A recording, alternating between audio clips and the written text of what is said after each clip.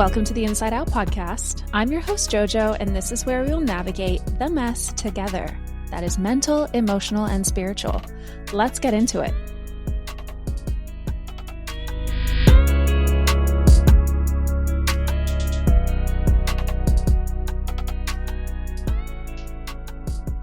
Hi, everyone. Welcome back. So this is going to be a little part 2 on intuition of what we started to talk about last week. And I'm really excited because today I have Michelle Galoob on. She is an intuitive guide, coach, and spiritual mentor. So without further ado, Michelle, welcome to Inside Out. Thank you. Thank you for having me. Of course. Thank you for being here. Okay. I just want to dive headfirst in. Intuition. There's so many things that come to mind when we think of like what intuition is. And for me, it's like gut feelings and little tidbits of information where you're like, why do I know this? But I know this. So my first question for you is, what was the first time that you were like, I know something, I don't know how I know this? And maybe this was before you got into like coaching or like really getting deeper into your intuitive practice. But what was that first thing where you were like, oh my gosh, there's something different here? Oh, that's a good question. So I was really young. I was like, I would say 8 years old. No way. Yeah, I was 8. And I remember my mom brought some lady home for dinner, somebody she was working with. And we were sitting at dinner. I was very shy. So I was just observing her. Like the whole dinner, I was just sitting there quiet. And I was like, I don't feel good vibes from this woman. I could feel it in my belly. I was like, it wasn't my brain saying this woman is bad news. It was really in my body. So this lady comes over and I am totally just sitting there quietly thinking that something is up with her. Like something is not right. Anyway, she leaves and my mom's like, wasn't she such a nice lady? And I was like, no, I don't like her at all. And my mom's like, what? And I was like, no, there's something really not okay about her. Something really off. And my mom's like, no, don't be silly. Like, what are you even talking about? Anyways, it turns out this woman was like a scam artist and tried to swindle my mom from like hundreds of thousands of dollars. That was the first time that I would say I recognized my guidance.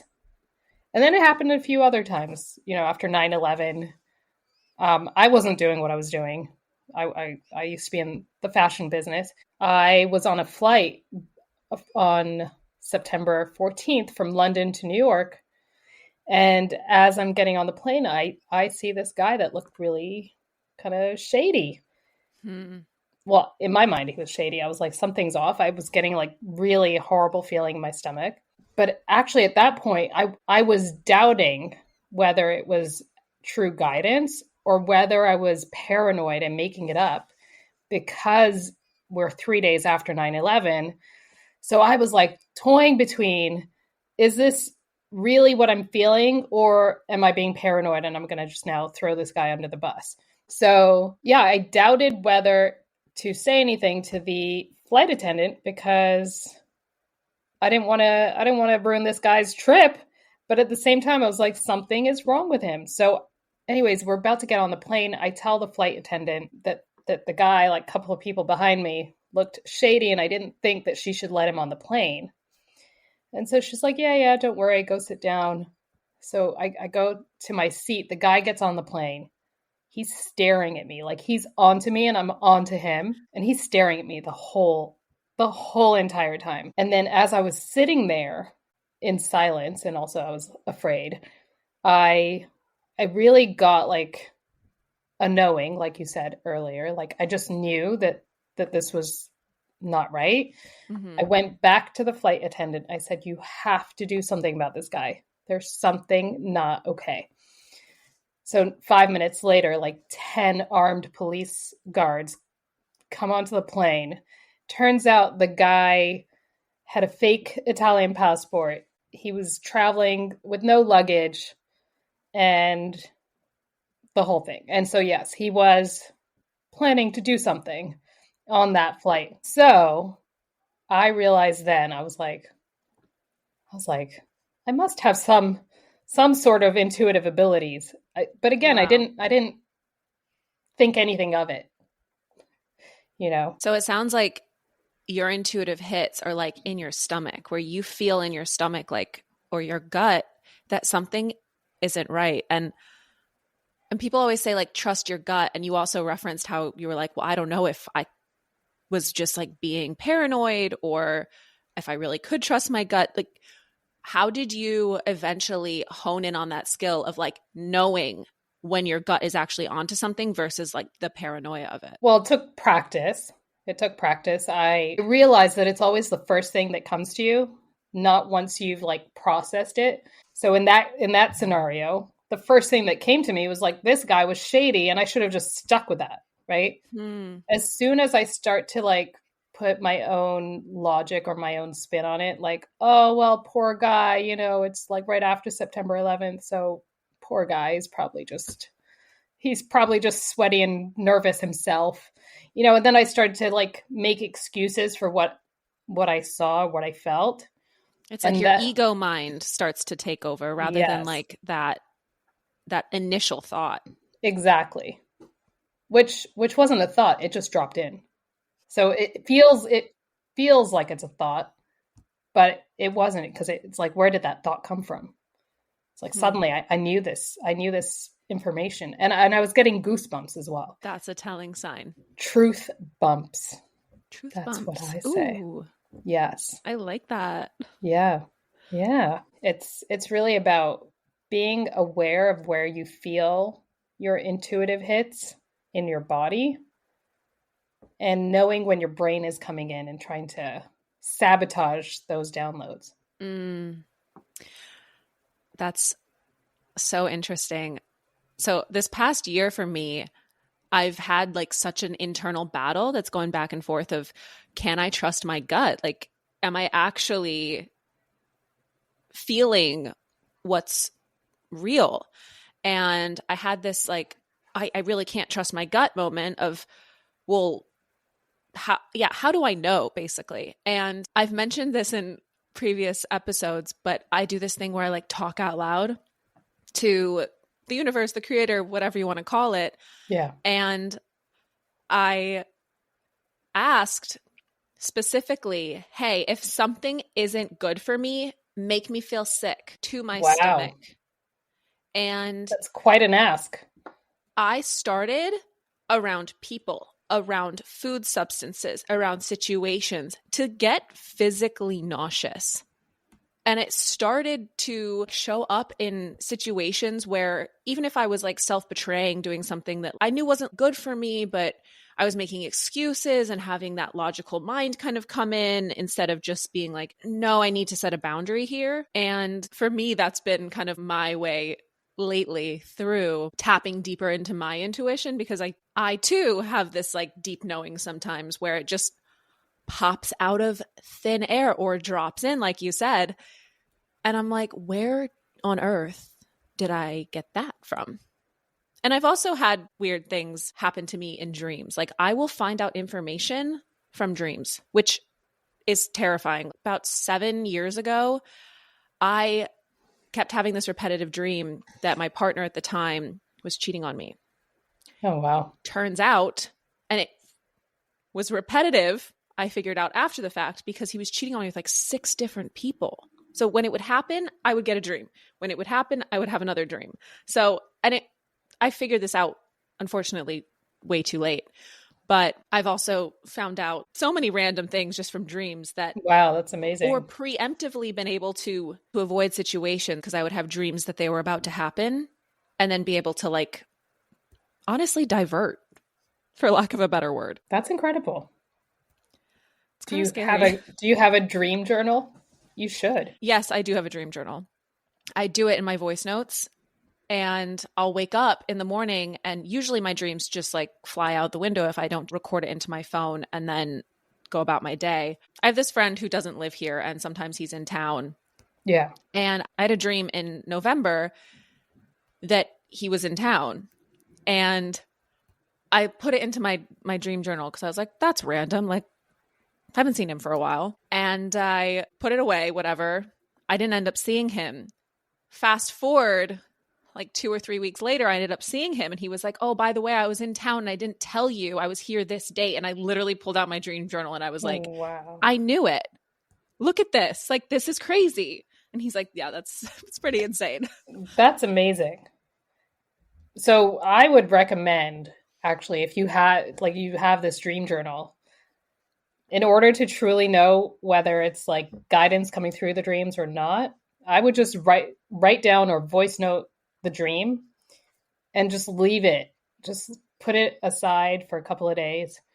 And then later I would ask for guidance. Like, what was the message in this dream? Like, why did you show me this person? I mean, in this case, it was obvious, like you just knew he was in town, but if there was something a little bit more complex, auspicious. Yeah. So I would ask later when you're not attached to trying to figure it out. I'm not much of a dreamer. I'm really not. But I feel like for you, like that's how your intuition is speaking through you. You know, that's how it comes. So I hear voices in my left ear. That was the first thing that happened. So we all have our ways of receiving guidance. It's not. Yeah. Can you actually say what all of those ways are for people who don't know? Yes. So we experience our intuition through our five senses. So the sixth sense is an extension of each one of the five senses. So we have, the gift of hearing, so clairaudience. Seeing, we'll see images in our mind's eye, and it kind of feels like daydreaming or like you're watching a movie. You close your eyes and you visualize things. That's what it feels like. And I also have that, especially when I'm doing readings. I get images flashing in my mind's eye. There's actually the sense of smell. So that's called clairalience, where you can actually smell, which is crazy. I had no idea that this was a thing until I did a session for someone who asked me about a particular address that they were thinking about buying that place. And I was like, oh no, don't buy it. It smells like mold. I was like, I smell mold. And then, oh my gosh. Yeah, I literally, it just came to me, the smell. And they found out later that that place did have mold. So crazy. Sometimes you can taste, or smell, like the smell thing. Sorry, back to smell. But like, like sometimes people smell their grandparents, or they might smell like the smell of a pipe or a cigar, and then their grandfather used to smoke, or you get what I'm saying? It's like these things come into their being. Taste and touch, those are also the ways. And then there are other ways. There's claircognizance, where the information just drops in. Okay, you just know.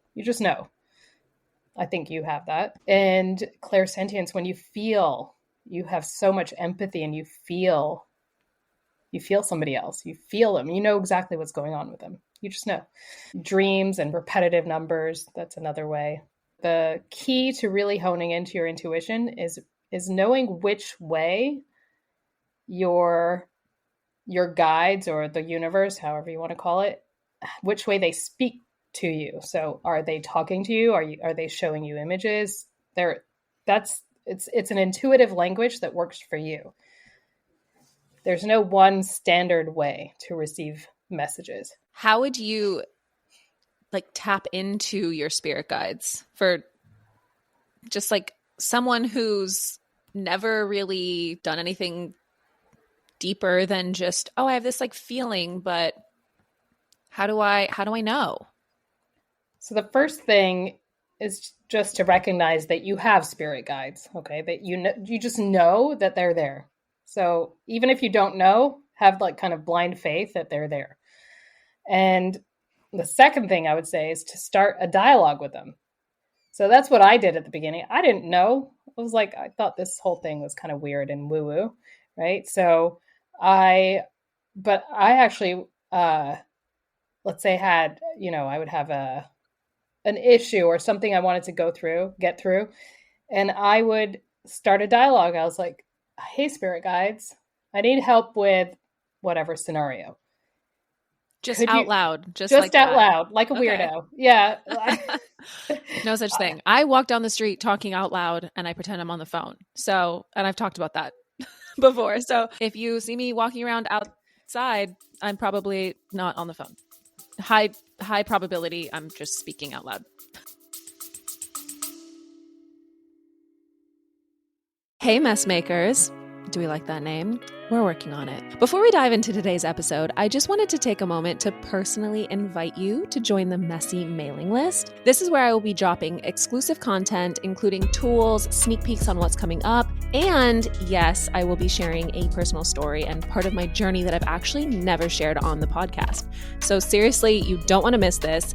Oh, and I want to hear from you guys. So if you have any questions or thoughts, this is your way to get interactive with me and with Inside Out. So make sure you head over to the show notes to sign up, and I'm super excited to get messy with you guys. All right, back to the episode. I love that. That is so funny. So, yeah. So that's what I did. I would just speak out loud. And it felt weird at the beginning. But now I'm like, we're just having a conversation. So I'd speak out loud, ask them whatever it is I needed to ask them. And I know a lot of us think, well, how will I hear them back and how will I know they're answering me? That was my next question.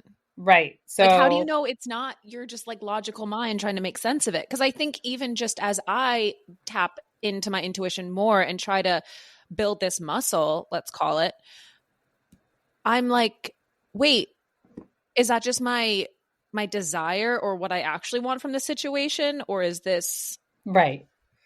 So you have to put your desire of what you want on the side. So you could ask your guides a question and then wait for the answer. You're not going to get an instant answer. It's not like that's not the way it works. So you put the question aside and you quiet your mind, because if you come from a place of needing to know the answer, of having an attachment to the outcome, you are basically like blocking the frequency. So you can't get a real answer. You will not get a real answer. So my advice is to just write down your question or speak it out loud and leave it for a couple of days. And then your guides will speak to you in whatever way that resonates with you. They'll speak to you and give you an answer when you're not looking for that answer. It'll just drop in. You'll be like, "Oh, that's what I need to do." I love that you just said that, because already you addressed the mess of what intuition is, the mental, emotional, and spiritual aspect. You have a problem mentally, you think about it, you write it down. Emotionally, you have to detach so that spiritually you can have that message drop in. Usually I address the mess at the end, but you just addressed it right there, so I had to say something about it because that just ties it all together. I love it. I love it. Exactly. You can ask your guides to show you a sign.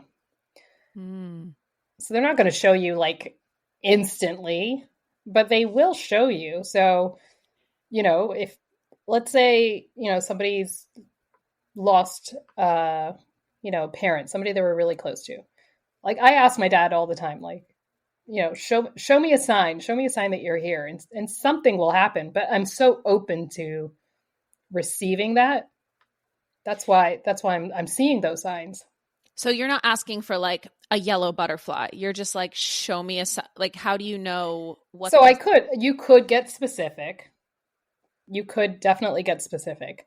I did when I think my dad had passed away just a week earlier, and I was lighting candles, for a candle for my mom, for me, and for my brother. We lit a candle, and I asked my dad specifically, "Will you show me that you're here by flickering my candle?" And my candle started to flicker like crazy. And my mom and my brother were like, holy cow, like what's going on? And then so my mom's like, oh, will you do it to me? Will you please flicker my candle? Her candle started going like crazy. And then my brother like jumped on that thing and he was like, yeah, do it to me, do it to me. And his candle was going like crazy. So at that point, we were like, hi, Dad. We know that you're here. Like it was so obvious. And Wow. it was so special because I mean, we just lost him a week earlier, so Oh. we really felt his presence. It was like we all knew that he was there. So, yeah, you could always ask for specific signs or you could just leave it up to them to show you. But you really have to be open to catching those cues, you know, to catching it. So for an example, I had a situation where my daughter was literally having like a panic attack about going to her school that year. And I didn't know what to do. I was like, should I send her to school and let her kind of deal with it or do I find another option for her, even though it was like school had already started. So how many options are there actually? So I did my initial research, but then I didn't want to decide. Like the I didn't want to get all stressed about it. I just, even though it was kind of against my nature to not send her to school, like for the first week of school, I'm like, oh my God, she's missing school. Oh my God, this is not okay. But I kind of like, I let it go and I was like, it is what it is. I don't know where she should be next. I don't know whether Show she me should a sign. show me a sign. And I honestly like just left it to the universe. And I had in my mind that I wanted to homeschool her, but I didn't want to. The pain in the butt for me was to go buy a desk for her that would match the bedroom furniture, blah blah blah. I was like, oh, that's so annoying to have to do that. Even though it's simple, for me, it felt overwhelming.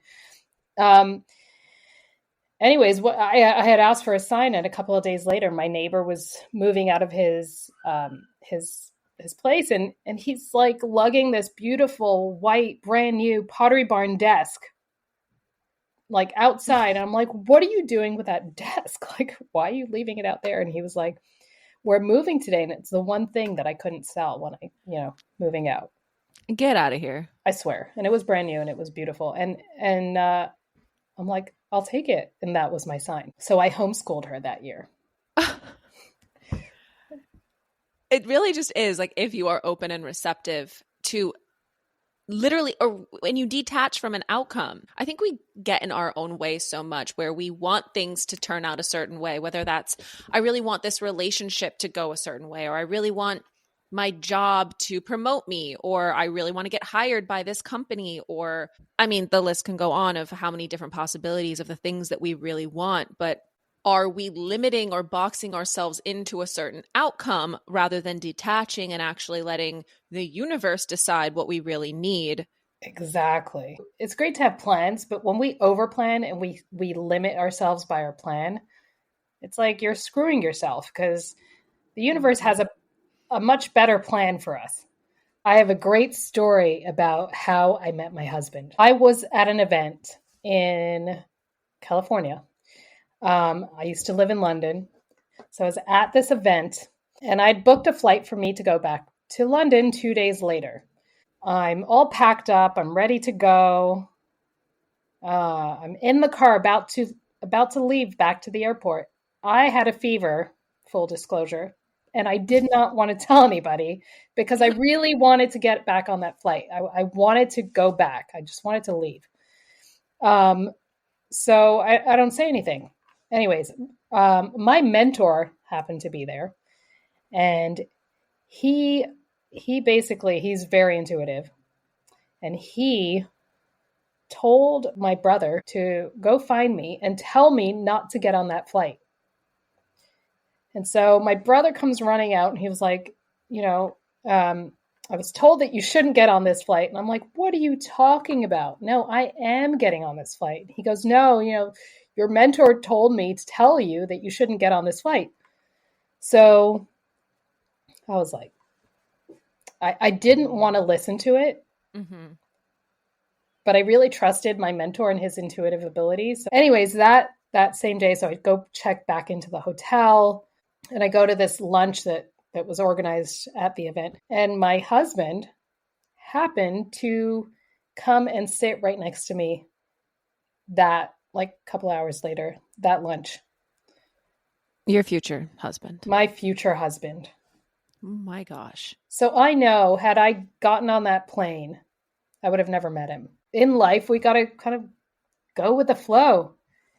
You can't have these like strict plans and then get like annoyed about it because you don't know what's in store for you. You have no idea who you're going to meet, where, when, why. You just have to That go with is it. so, just like hits home for me so much, especially right now in my life, because I feel like I'm so go with the flow when it comes to my career. And I don't know what I'm going to be doing Monday. It's Sunday. We're recording this on a Sunday. And tomorrow, I couldn't tell you where I'm going to be. And I'm so detached from the outcome when it comes into my career because I have to be, because auditions and work, and you just never know like when the next thing is going to come. But when it comes to relationships or the people that come into my life, I somehow try to like micromanage it, like I have any control over the situation, when yet newsflash, we don't.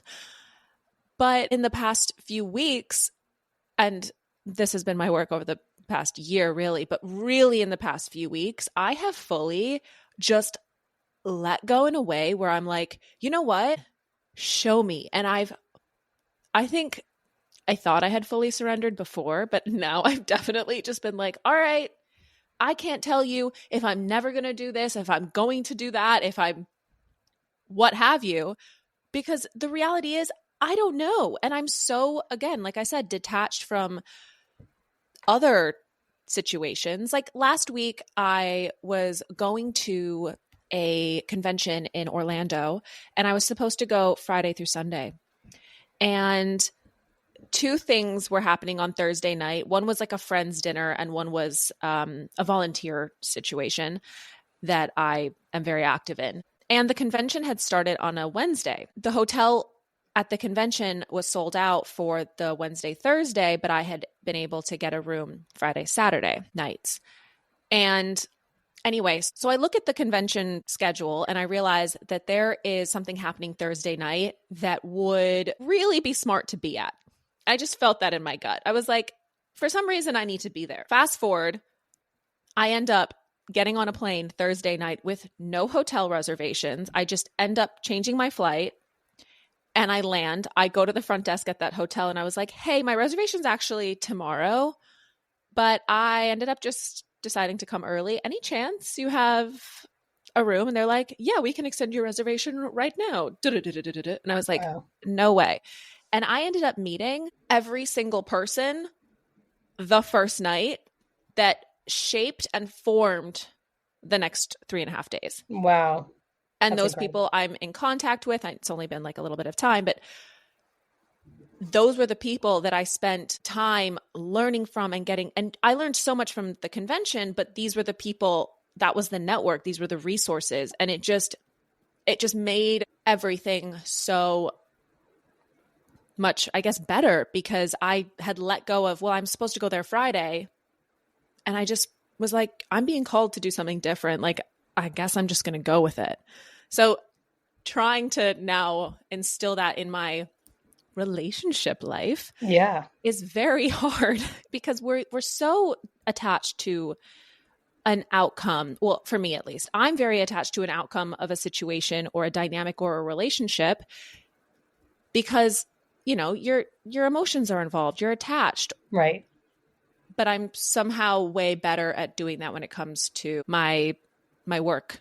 And maybe other people's are flipped. Maybe they're just like so go with the flow when it comes to relationships, but they're so attached to their work. So that was a crazy kind of revelatory experience that I had.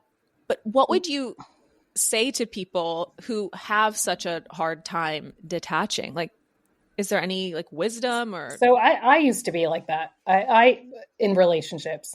because I was so controlling. It felt like I needed to choose that person, and I needed to know if they liked me or not. Like I was Mm-hmm. so almost to the point of obsession. Oh, I can fully relate to that. Yeah, so I was like, a lot of us women can we tend to do that when we're trying to control a situation. We're like, does he like me? Does he not? Does that? And then you put all your energy into like trying to make this outcome happen, even if it's not meant to be. Okay, so Mm-hmm. what I did that really brought me to the point of meeting my now husband is I actually, again, I opened up this dialogue to the universe and I said, you know what? I am done trying to figure this out. I am done trying to choose who I think is the perfect match for me. I want you to show me, and just do whatever you will, and I am totally open, and I'm not going to resist. I put myself aside. I just let the universe like bring me the people, show me without deciding whether it was a yes or a no. Mm-hmm. I totally gave it up and let the universe show me. And I literally said, you show me who you think is best for me, and I will go with it. So that night when you met your husband at that dinner, how did you not let your overactive mind of the way that you had maybe always done things before, how did you like fully let yourself detach? Which is it just that continuous dialogue of like, show me universe, or like, how did you really let it be? Yeah, I will just say if he's the one for me, then just show me. Show me. But I'm Mm. so like when as soon as we start to get into our minds, I wonder if he's the one or if he's not. Like I wonder if he's my soulmate. I wonder. We're already like now like obsessing, and that's we're putting ourselves in the equation. But honestly, like with him, I was like, okay, great. If he's the one, great. If he calls me, great. If he doesn't, I'm not attached. I didn't care either way. Hmm. So in a way, I created the space and the opening for the next events Whatever, to follow. yeah, Yes. whatever was meant to be to just kind of slot into place Yes. instead of controlling the outcome. Ooh, we have so much to learn from you. So much to learn from you. I'm not perfect, but we're all on a journey. We're all not perfect. So you have a practice, you have a business, you are an intuitive coach, you Yes. have master classes where you teach people how to deepen their intuition. I have actually taken one of Michelle's 3-hour mastery workshops, and it is an experience when you, especially if you feel like you already have an understanding of your intuition, but maybe you're second guessing it. This really, for me personally, allowed me to figure out how to even deepen it and access it in a more controlled way. So, if someone wants to get a reading from you and what that looks like, can you talk a little bit about how you go about that? Yeah. So what I use is your full name. That's how I access kind of your information. Wait Okay. a second. Do we want to do a little sample? Sure. Do you want to? You mean like me do it for you? Yeah, that's a All right. little scary for me, but do you want to give the listeners a taste of what that looks like? So if they want to experience themselves, they can sign up for a session with you? Yeah, sure. I mean, why not? Why not? Okay. So, what do you need from me?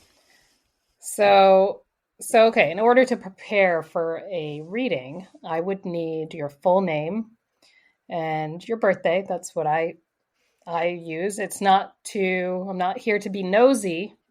I'm not, but the whole idea is that I'm able to see where there are repetitive patterns maybe that you need to break and give you the tools to overcome those patterns. I'll help you get clarity in whatever area you need clarity in. Okay, so I read from the Akashic Records, which is like it is like a virtual iCloud where I'm able to access your file in order to give you this clarity, to see where the blockages are, and to give you the tools to overcome those blockages. So again, it's not to be nosy. It's not like, oh, is this person my soulmate? Is he my guy? I can't tell you that. Okay. But I could tell you, what needs to be done in order to draw your soulmate in. Yes. What work you need to do. Yes. This is going to get very personal. So I'm going to give you my birthday and my full name offline, and then we will jump back in. Do you have an area that you would like me to tap into? Relationships. Let's go. Okay. This is so scary. All right, but we get real here. We go inside out. So I love it. I love it. You want a general message or something specific? What comes up? What do you hear? Okay. What do you see? I don't know.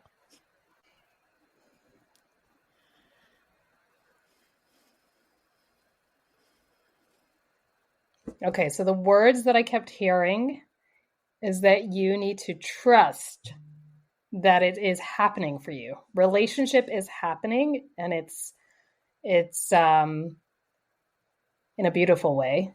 Okay, so I feel like there is marriage very soon in the books. I feel like it's happening, and you just need to know. It's almost like you need to have blind faith that it's happening in order for you to kind of relax and chill and know that it's coming. It's in your energy field. So just to be what is the word? Receptive? To be receptive, to have that inner knowing.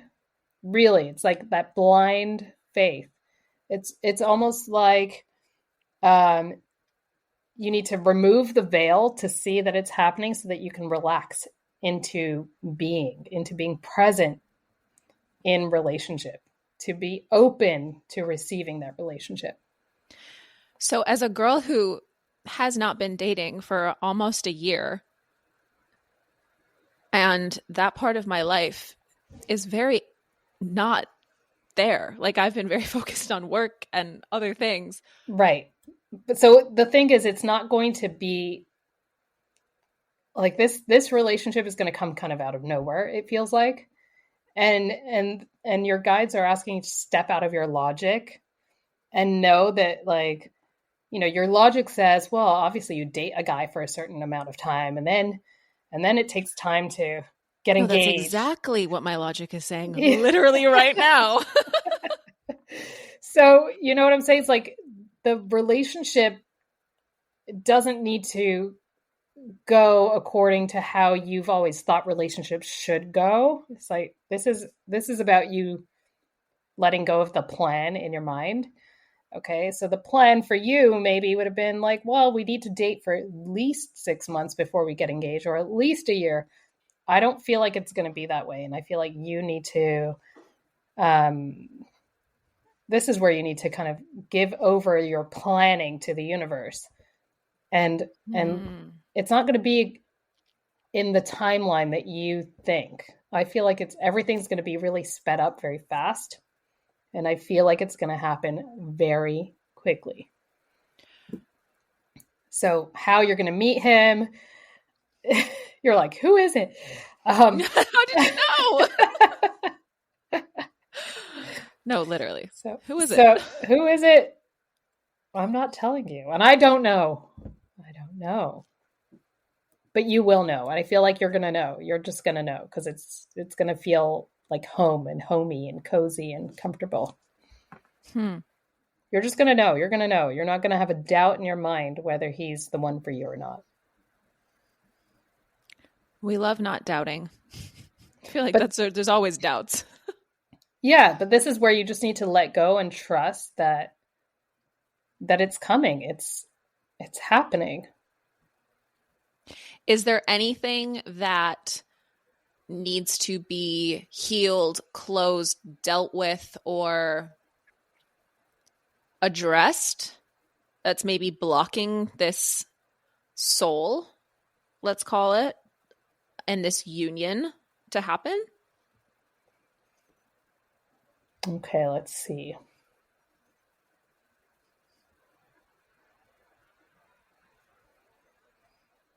So the words I keep hearing is about truly like loving yourself and it's like almost having a relationship with yourself before he can come in. They're saying you need to operate in a way that you feel complete right now. So if you're waiting for your guy to do X, Y, and Z in your life, they want you to do it now and know that your man is going to come along and be a bonus to your life. He's not going to fill a void in your life. Okay? So you're being asked to start living life in a way that he's already, as though he's already in it, so that you feel complete already. So don't hold out and wait to do all these things that you're like, well, when I have my soulmate, I'm going to go to the south of France, or when I have my soulmate, whatever. No, you're going to wait. You're not going to wait. You're going to just do it. Start behaving like he's already here, because energetically he's already here. I feel it. That is so crazy. Okay. So little tidbit.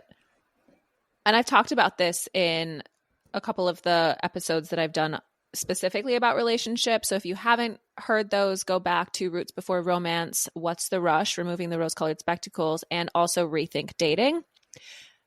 But I talk about how a lot of the relationships in my life that I got into were from a place of lack because of needing to fill a void. And I think that's such a common theme just in like kind of everyday life. Like people are like, oh, well, being in a relationship is going to make me happy. And then you realize, no, it's not. And we all like deep down know this, that someone isn't there to complete us. It's always a bonus. But I have definitely fallen into that trap myself where basically what you're saying is everything that I am trying to instill. And it's so funny that everything, what you're saying is just like crazily aligned, because this morning I was doing my morning, speaking out loud, meditating, all of the things that I have also talked about in previous episodes that I do. I was looking up at my ceiling and I was like, show me. If this person is going to be in my life, let it happen. I am detaching and I am surrendering fully to the outcome. So I'm letting you take the wheel, while yes, logically, I am going to be actualizing my life and taking the steps necessary to push or move the needle, but I'm not going to be controlling the direction that is going. And I think that is definitely very like new for me, to just trust and let go. But it's so scarily aligned with what you're saying, because I don't, for the first time, feel lack. I don't feel like, well, I'm not looking actively to be in relationship.